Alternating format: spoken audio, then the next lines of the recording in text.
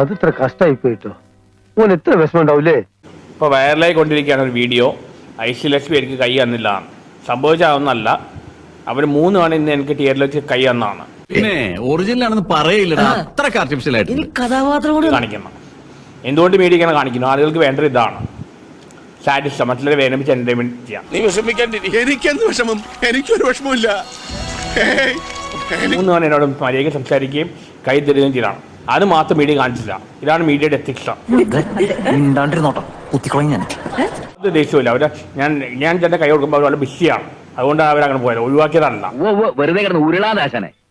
ആശാന്റെ complete biodata ഞങ്ങൾക്ക് കിട്ടിക്കഴിഞ്ഞു. കിട്ടിയല്ലേ? അതേമാതിരി ആഘോഷിക്കുന്നുണ്ട്. ഐശ്വര്യ മൈൻഡ് ചെയ്തില്ല, ഊമ്പിച്ചു വിട്ടു.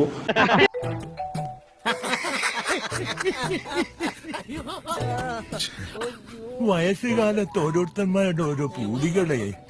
എനിക്കതല്ല, തലക്കോളം കിറക്കഞ്ഞ മനുഷ്യന്മാർ ഇങ്ങനെ കാണിച്ചു വിട്ടു. വൃത്തികെട്ട മനുഷ്യരാണ്. അവർക്ക് വേണ്ടത് മറ്റുള്ളവരെ വേദനിപ്പിക്കുന്നതാണ്. എന്നെ കഷ്ടല്ലേ, കോമൺ സെൻസ് ഇല്ലാത്തതിന്റെ കുഴപ്പേ.